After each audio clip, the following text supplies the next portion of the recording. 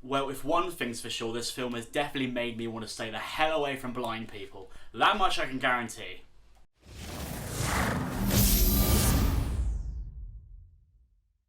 Don't Breathe. So Don't Breathe is this thriller film about these three burglars. They have done small burglaries in the past, just stealing stuff like watches and anything except money, and they get a tip from an anonymous source saying that there is $300,000 in this old blind man's house, and it is their job basically to go in and steal the money and come back out. Seems simple enough, right?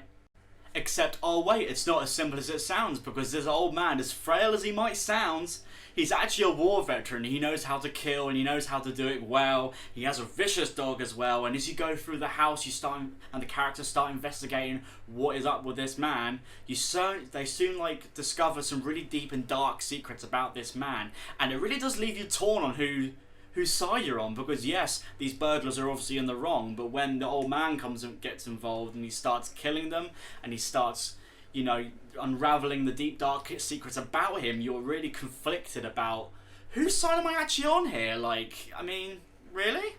Now, if I could describe this film in one word, it would definitely be intense. This film just keeps getting tenser and tenser and tenser by the minute.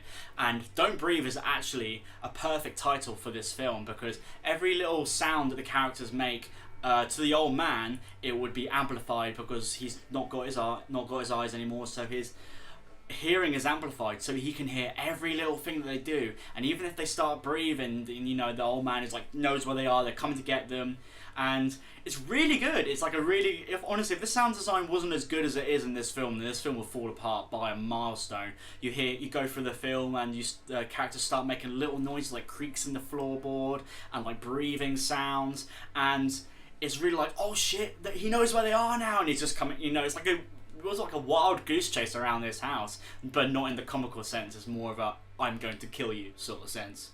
And it's actually a really good and a really refreshing take on the home invasion genre, because we have seen time and time again that normally the household owner is the victim of the invaders trying to get in, but when the invaders can get in, the table's suddenly turned when the guy kills the first person. That's not really a spoiler, somebody's going to die in this film, so sorry about that. So when the old man kills the first guy, the tables are suddenly turned, and they suddenly know that, oh shit, we're now in trouble. And you may be thinking, oh yeah, but can't they just go out the way they came? It's an old blind man, for crying out loud. But the film does a really good job of explaining why they can't leave. Pretty much all the windows and doors are barred up. They had a real trouble getting in their house, so getting back out is going to be twice as hard. So they have to run around this house trying to find the way out, pretty much, and the old man can hear them, is pursuing them in the process. And this is really good. I really like this sort of style, and it's really done well, and is justified why they can't get out of the house, pretty much. Another thing that really impressed me is normally in films like these, or in the horror genre anyway, it is normally a monster or some kind of supernatural or undead spirit or whatever that is trying to pursue these guys. It doesn't have to be, and this film proves that it doesn't have to be monsters or anything like that, or the wild, your imagination or anything. It could just be as simple as an old man that has got some kind of weird fucked up shit about him that is trying to pursue these guys, and it just proves that you don't need these monsters or anything like that to scare you anymore. It could just be as simple as somebody in the dark trying to kill you, and this film does that really, really well. And obviously you can tell by how much I've been talking about the positives on this that I don't have a lot of negatives to talk about this film, because this film is almost, I wouldn't say it's perfect, but because it does falter here and there, but it is a really good time, and I would definitely recommend going to see it. Now, my only real gripes with this film is the beginning bit and the end bit. The beginning bit, I wish that I felt more of a connection between the characters that were going in to burgle the guy's house, and I wish they spent a little bit more time just telling us the backstory and everything like that. And I know people want them just to get into the burglar's house, just to burgle the guy and whatever, but the way I see it is, it would have been a lot more scary if I actually gave a damn about the people that were going in, and if their lives were at stake. Because there's one, maybe two of the guys in there that I just didn't give a shit about, really.